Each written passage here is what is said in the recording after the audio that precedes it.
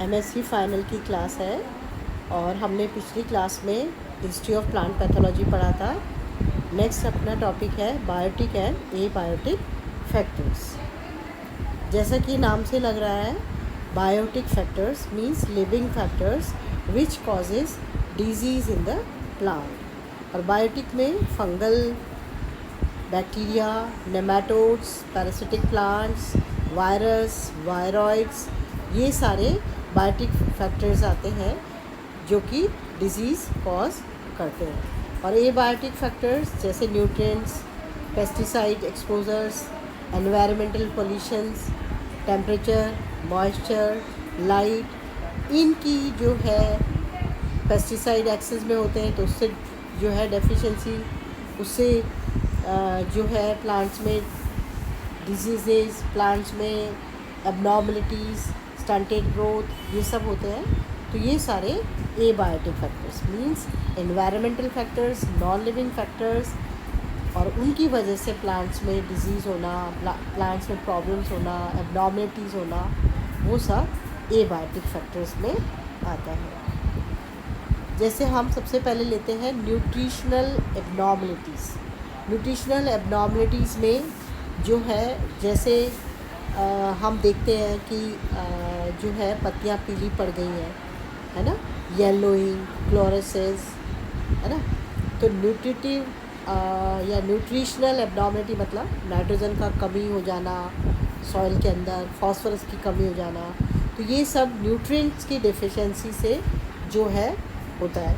और कभी nutrients access में होते हैं तो उससे उस मिनरल की टॉक्सिसिटी होती है। तो डेफिशिएंसी डिजीज़ और एक्सेस से जो डिजीज़ होती है वो मिनरल टॉक्सिसिटी में आता है। हम न्यूट्रिशनल डेफिशिएंसी में देखें, जैसे प्लांट्स हैं उनको मेजर कौन से न्यूट्रिएंट्स ज़रूरत होती है, nitrogen, phosphorus, calcium, magnesium.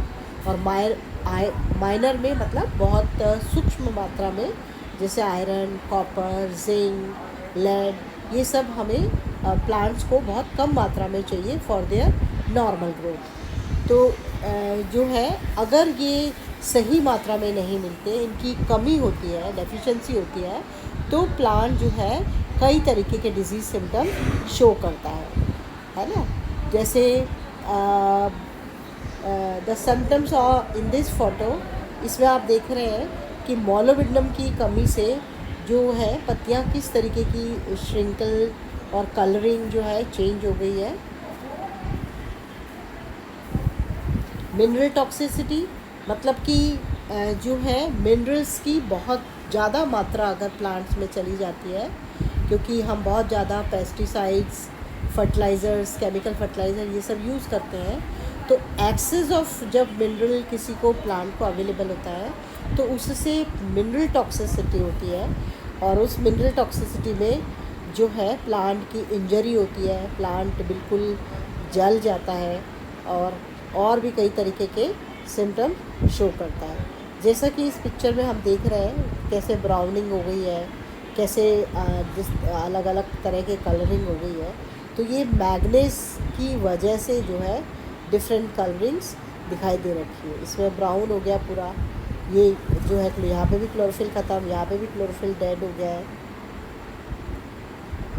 Pesticide exposure, pesticide exposure means हम पेस्टिसाइड यूज़ करते हैं फॉर किलिंग पेस्ट, तो वो भी अगर हम ज़्यादा मात्रा में या इम्प्रॉपरली यूज़ करा तो उससे भी बहुत सीरियस डैमेज हो जाती है प्लांट्स की, और उससे जो है बहुत केमिकल इंजरी हो जाती है by the spray of drift of herbicides. Examples हैं जैसे पेस्टिसाइड टॉक्सिसिटी के, जैसे 2,4-D damage to beans and tomatoes, और इससे फ्रूट्स ट्रीज में भी बहुत डैमेज हो जाता है। और जो है प्लांट्स की लीफ में ऐसे कर्लिंग हो जाती है, इस तरीके की पत्तियाँ कर्ल हो जाती हैं। कर्ल होने से उनका जो है फोटोसिंथेसिस प्रॉपर नहीं होता, फोटोसिंथेसिस प्रॉपर नहीं होता तो प्रॉपर फूड नहीं पहुंच पाता। तो वो सब जो है ये देखिए जो है किस तरीके से कपिंग हो गई। ये देखिए स्ट्रक्चर में कैसे कपिंग और कर्लिंग कपिंग हो रखी है इसमें। तो बिल्कुल देखो लीव्स कैसे बिल्कुल ऐसा पोरस टाइप लीव्स दिख रही है ना। और ये किसका 2,4-D का हर्बिसाइड है। इसके एक्सपोजर से प्लांट में देखो इस तरीके से लीव्स है हो रही है। एनवायरमेंटल पॉल्यूटेंट्स, वाटर के अंदर फ्लोराइड ज़्यादा होना, एयर के अंदर टॉक्सिसिटी ज़्यादा बढ़ना, फ्लोरीन का हवा में ज़्यादा बढ़ना, कार्बन डाइऑक्साइड का ज़्यादा बढ़ना, तो इन सब से भी जो है प्लांट बहुत डैमेज होता है। And it show many type of different symptoms. जैसे कि इसमें देख रहे हैं कि फ्लोरीन ज़्यादा होने से जो है इसमें मार्जिन जो है लीफ की किस तरीके की हो गई है। देखिए ये तो ये मतलब कि इसमें जो है कॉर्नर्स में फ्लोरीन इकट्ठा हो गया है। और फ्लोरीन इकट्ठा होने से फिर जो है इसमें क्लोरोफिल कम होता है, स्टंटेड ग्रोथ होती है। तो ये सब एनवायरमेंटल पॉल्यूटेंट्स के जो है टॉक्सिक इफ़ेक्ट्स हैं।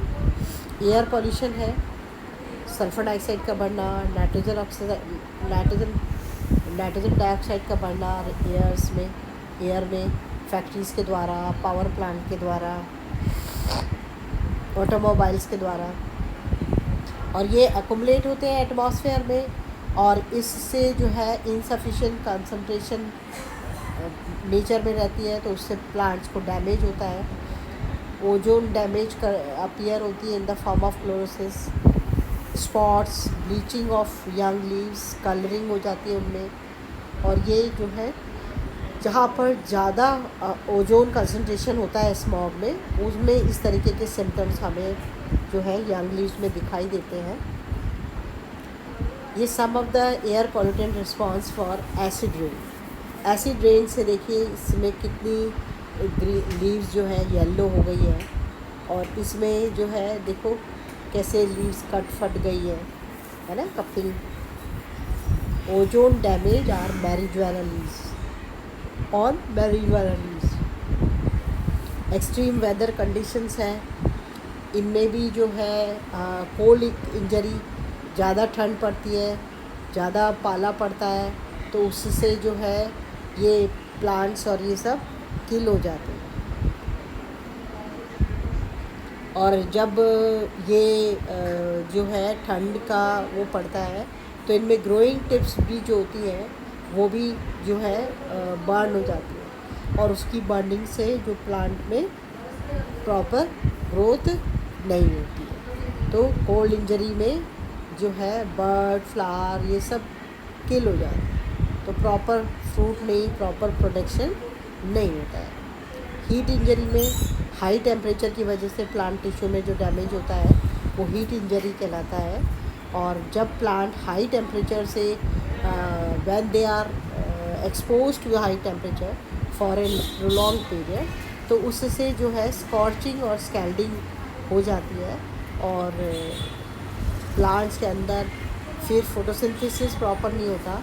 फोटोसिंथेसिस प्रॉपर नहीं तो फूड प्रॉपर नहीं पहुंचता, तो उसमें स्टंटेड ग्रोथ और जो है फ्लावरिंग फ्रूटिंग भी कम होती है। High and low soil moisture, excessive watering से भी, और पुअर ड्रेनेज होता है या फ्लडिंग होती है, तो उससे भी प्लांट जो है येलो और स्टंटेड हो जाते हैं। हम कई बार देखते हैं कि जो हमारे पॉटेड इंडोर प्लांट्स हैं उनमें पुअर डेवलपमेंट ऑफ रूट्स होता है। वो इसीलिए होता है कि उसमें एक्सेसिव वाटरिंग हो जाती है, और एक्सेसिव वाटरिंग से जो है पुअर डेवलपमेंट होता है। लो मॉइस्चर या ड्रॉट कंडीशन है तो उससे भी जो है पुअर डेवलपमेंट होता है। प्लांट सूख जाता है, विल्टिंग होती है और डेथ ऑफ द प्लांट होता है। अभी तक तो हमने एबायोटिक फैक्टर्स पढ़े, अब हम नेक्स्ट क्लास में बायोटिक फैक्टर्स पढ़ेंगे।